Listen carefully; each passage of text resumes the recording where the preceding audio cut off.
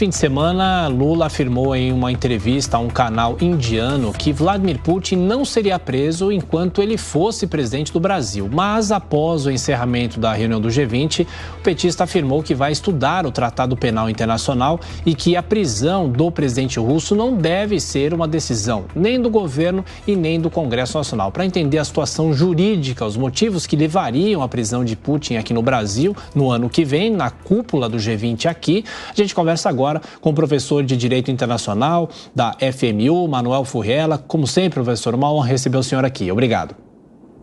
Bom dia, eu que agradeço o convite. Eu acho que primeiro, por favor, pode explicar, se vocês quiserem, um pouco o que é o Tribunal Penal Internacional. Eu acho que é interessante para os ouvintes e telespectadores entenderem que foi um tribunal criado com o apoio da ONU em 1998, que começou a operar de 2001 para 2002.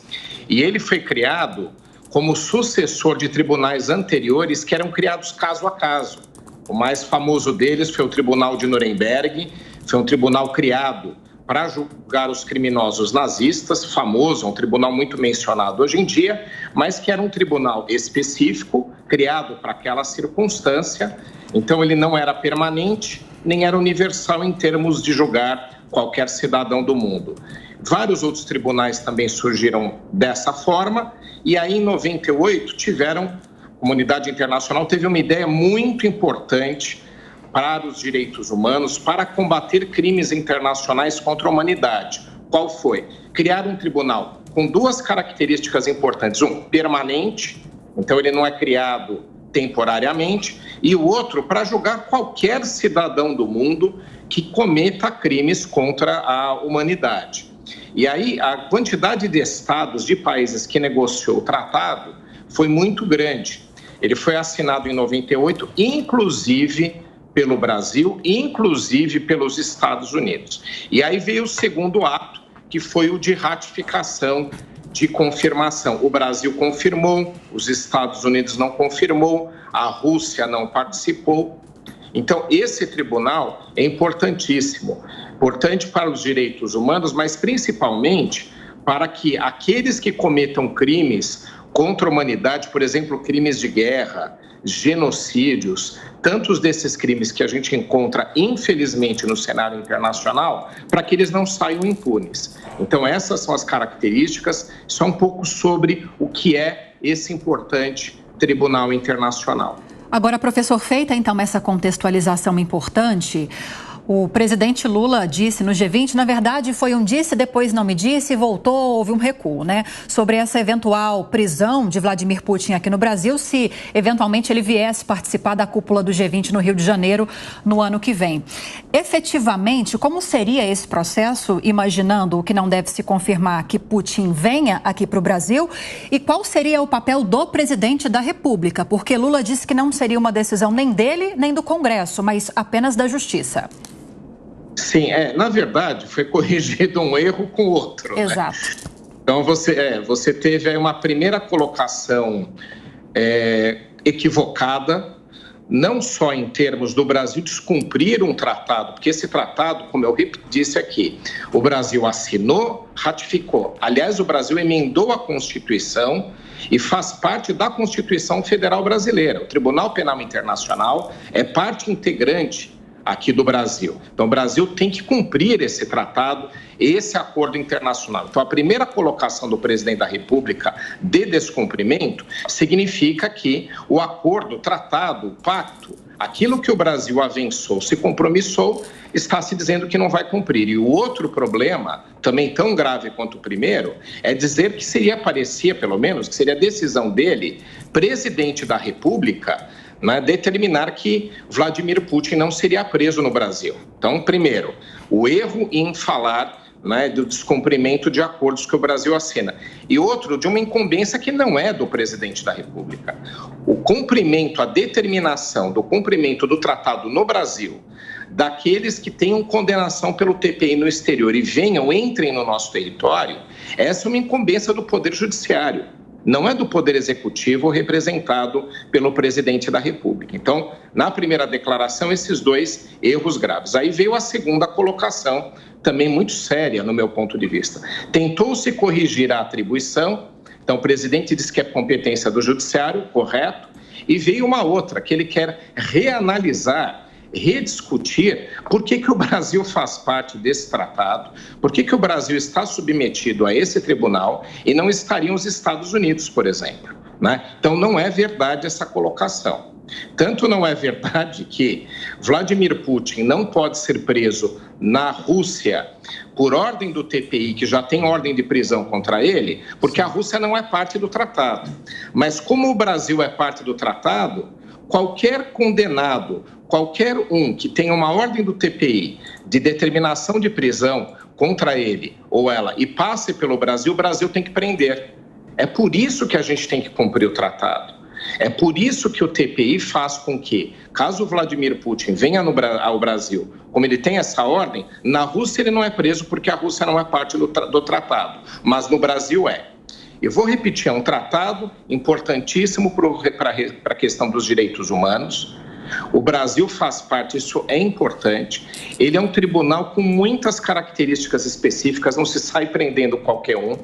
Você precisa ter uma ordem, como tem com Vladimir Putin. E só para contar por que o Vladimir Putin tem a condenação, para a gente saber quão grave é a situação, é por conta de ter sido determinada a deportação de crianças ucranianas à força para a Rússia. Então, é por isso que ele tem uma condenação, é por isso que o TPI resolveu dar ordem de prisão. Um crime muito grave, internacionalmente falando, que inclusive envolve crianças, envolve menores. Então, também é bom a gente saber aquilo que está se dizendo que não se deve cumprir. Professor, na sequência das perguntas dos comentaristas, começando por Amanda Klein. Amanda.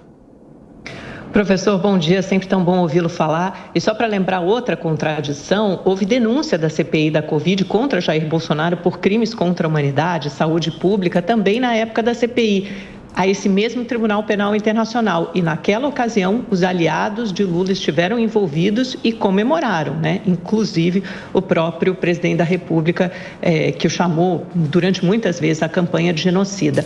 Agora, professor, eu acho que talvez isso tenha como pano de fundo essa posição muito ambígua do Brasil e de outros países da América Latina em relação ao conflito Rússia-Ucrânia. Seria interessante o senhor explicar isso também, o que está por trás dessa posição que demora tanto, que tarda tanto em condenar o óbvio, claro, invasor, que é a Rússia. Bom, Amanda, bom dia.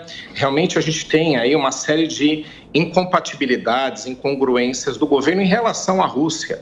Eu acho que não são tão difíceis. As posições brasileiras, elas podem ser, né, conforme havia sido inclusive recomendado ao Brasil, em relação à neutralidade no conflito russo. Se o Brasil não quer se posicionar, e talvez deveria, no meu entendimento, a favor da Ucrânia, que é o Estado invadido, que é o Estado penalizado, que é o país vítima efetivamente desse conflito, acabou se optando por uma neutralidade. Até aí não há problema.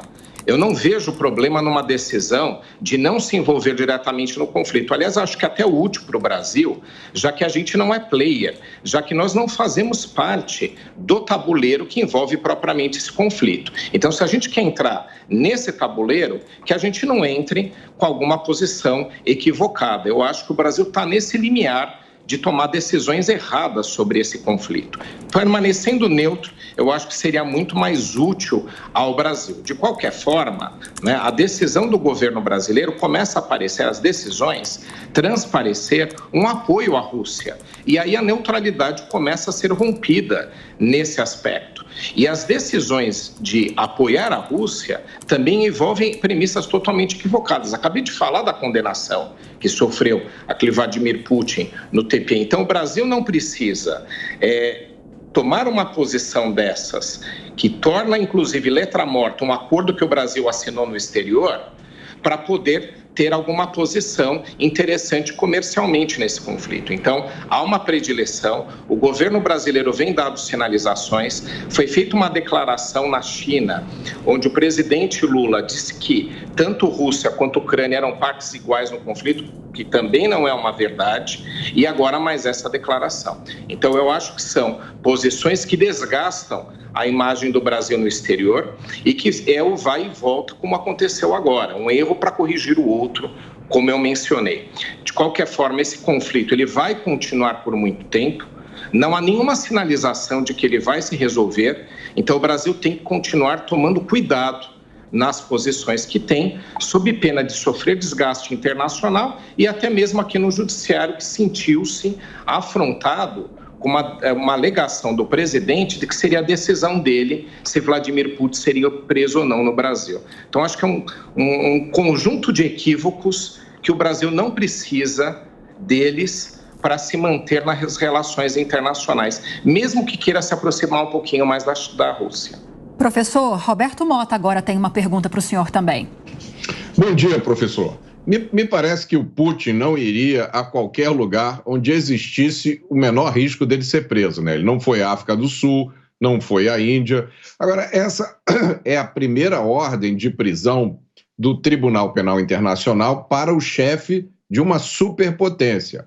A Rússia tem, entre outras coisas, 5.000 ogivas nucleares. Quem se arriscaria a prender ou tentar prender Vladimir Putin? Ótima colocação, né? A gente tem algumas outras ordens já de prisão do TPI, né? Inclusive contra chefes de Estado de países africanos. Mas envolvendo uma superpotência, é a primeira ordem, está correta a sua colocação. Então você cria uma saia justa. Vladimir Putin não tem ido a estados que declaram que efetivamente, né, vão cumprir as ordens do TPI, justamente para não correr esse risco. E caso a ordem venha a ser dada, qual vai ser a reação de Vladimir Putin? Obviamente que ele não vai aceitar cumprir essa ordem, ele vai cobrar uma posição do Estado russo em relação a fazer qualquer tipo de interferência para que essa ordem não seja cumprida. Então, isso pode, sim, ser também objeto de algum conflito internacional. Veja só que grande parte do conflito que a Rússia tem ainda com a Ucrânia é decorrente justamente de um problema do próprio Vladimir Putin de sustentação no poder. Ele está também nesse conflito por esse motivo, para se sustentar no poder. Então, ele não se aventuraria no exterior a colocar-se em risco, ter a chance de ser preso sem utilizar qualquer tipo de recurso de apoio da própria Rússia, do próprio país em favor dele. Claro. Ele está na Ucrânia. E se fossem cumprir uma ordem de prisão dele em qualquer estado membro do TPI, que tem que ser membro do TPI para cumprir, que é o caso do Brasil, com certeza ele envolveria toda a força que a Rússia pode ter e com certeza a gente teria mais um conflito internacional e grandes riscos. Concordo com a tua colocação. Professor, nosso tempo já terminou, mas preciso fazer as seguintes perguntas para o senhor. Primeiro, se ele vier ao Brasil, quem o prende? Onde ele fica preso? E se o Brasil não cumprir de prendê-lo, o que acontece?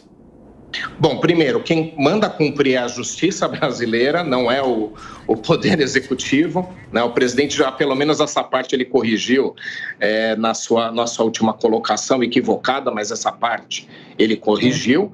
A ordem é cumprida pelas autoridades policiais brasileiras, ele fica temporariamente detido no Brasil, e aí vem a outra ordem do TPI. O TPI tem duas instâncias para decidir essa questão. Uma que determina a ordem de prisão, isso já aconteceu, e a outra é a parte de execução da pena, onde ele vai cumprir. Então, pode ser no próprio Brasil, né? Nada impediria que ele continuasse preso no Brasil, né? Ele seria detido num primeiro momento e depois viria a ordem de onde ele cumpriria propriamente. Se o Brasil não cumprir o tratado, além dos desgastes internacionais de não cumprir compromissos, na própria artigo 87 do TPI tem uma penalização.